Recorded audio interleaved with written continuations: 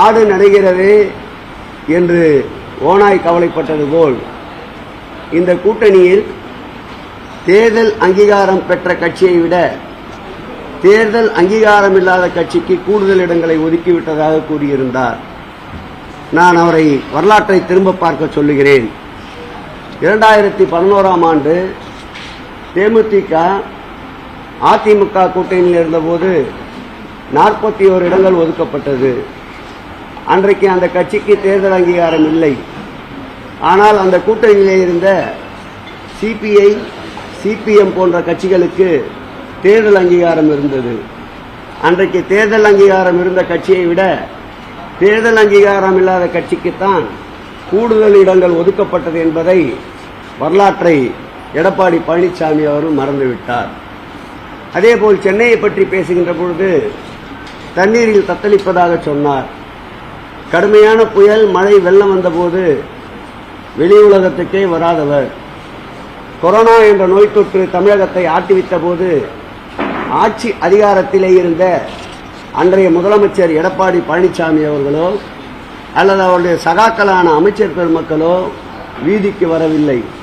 அன்றைக்கும் வீதியிலே இருந்து மக்களுக்காக, மக்களின் நலனுக்காக உடையும் உணவும் மருந்தும் வழங்கியவர் இன்றைய முதலமைச்சர், அன்றைய எதிர்க்கட்சி தலைவர் மாண்புமிகு தமிழக முதல்வர் அவர்கள். அன்றைய தினம் கொரோனா நோய் தொற்று பரவுகிறது, சட்டமன்ற கூட்டத்தை வேண்டாம் என்று மாண்புமிகு முதலமைச்சர் அவர்கள் இன்றைய எதிர்க்கட்சி தலைவர், இன்றைய முதலமைச்சர் அன்றைய எதிர்க்கட்சி தலைவர் வலியுறுத்திய போது கொரோனாவால் ஒரு உயிர் கூட தமிழகத்தில் மடியாது என்று அறைகோலிட்டார். ஆனால் ஆயிரக்கணக்கான உயிர்கள் மடிந்த பிறகுதான் கொரோனா நோய் தொற்றை உணர்ந்தார்.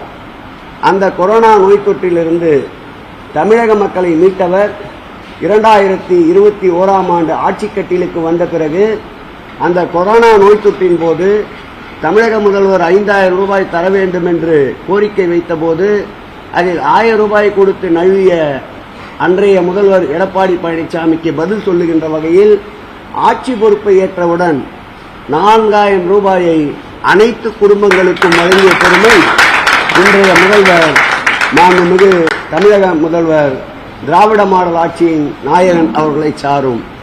நேற்றைக்கு பேசுகின்ற பொழுது மாண்புமிகு எதிர்க்கட்சி தலைவர் அவர்கள் தமிழ்நாட்டிலே, குறிப்பாக சென்னையிலே வளர்ச்சி திட்டப் பணிகள் ஏதும் பெரிதாக நடைபெறவில்லை என்று குறிப்பிட்டார்.